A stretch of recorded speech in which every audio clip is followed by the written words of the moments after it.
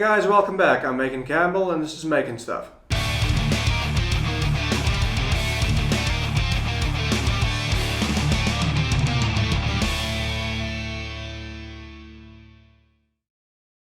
So, finally, new bike day. I haven't had one of these in like 9 years, so it's been a long time coming and I'm really excited to show you guys what I got. So at the end of the last video I mentioned that there were 5 bikes that I was looking at. Of those 5 bikes, only 3 of them managed to make it to my shortlist. The main reason for that being that there was stock available in my size locally. Because my last bike was broken, I really wanted to choose something that was available immediately, because I just couldn't see myself waiting for weeks or maybe even months before I got a new bike. So the 3 bikes on my short list was the Specialized Stump Jumper, Norco Fluid and the Norco Optic. Of the various models available in the Stump Jumper range, the only one they had available locally was the base model. While still being a great bike, it is unfortunately spec'd with the most budget components out of all 3. So the only 2 left was the Norco Fluid and the Norco Optic. Now, since I started researching new bikes, I did notice that the 2020 Norco Optic was voted Pink Bike's Bike of the Year for 2020. So naturally, since the beginning, I have been kind of gravitating towards that bike. And here it is. Now, the eagle-eyed among you will probably notice that this isn't in fact the 2020 carbon model.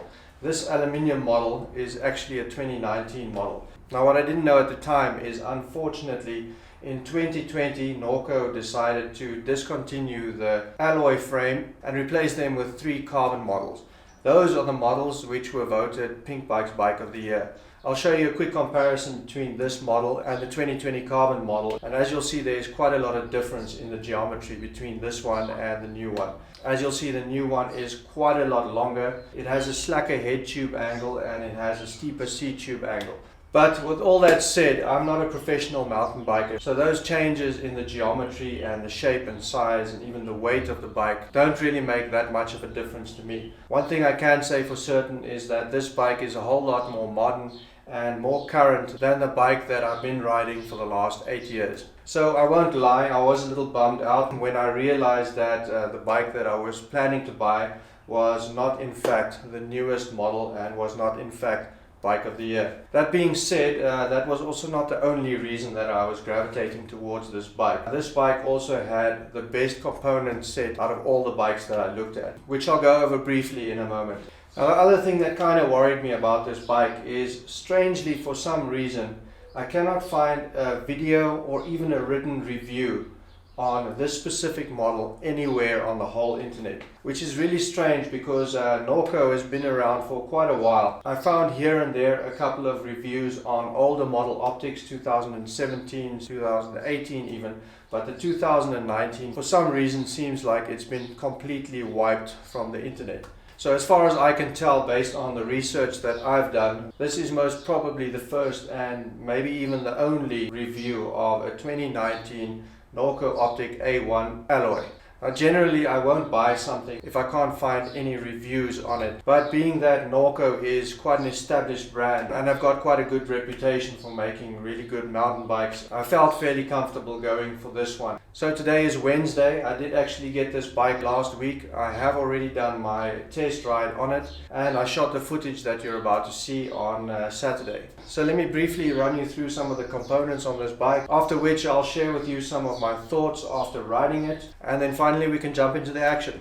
So firstly, the stopping power for this bike is provided by SRAM's Guide R braking system. The gear system on this is the SRAM Eagle. The shifter is a SRAM NX, which powers the SRAM GX mech. This bike has a 30-tooth front sprocket coupled with an 11 to 50-tooth 12-speed cassette in the rear. Suspension on this bike is dealt with by Fox all around. Front has a Fox 34. The rear has a Fox Float DPS Evol, which is extra volume. One of my favorite things about this bike and all of the other bikes that I was looking at is the addition of a dropper post.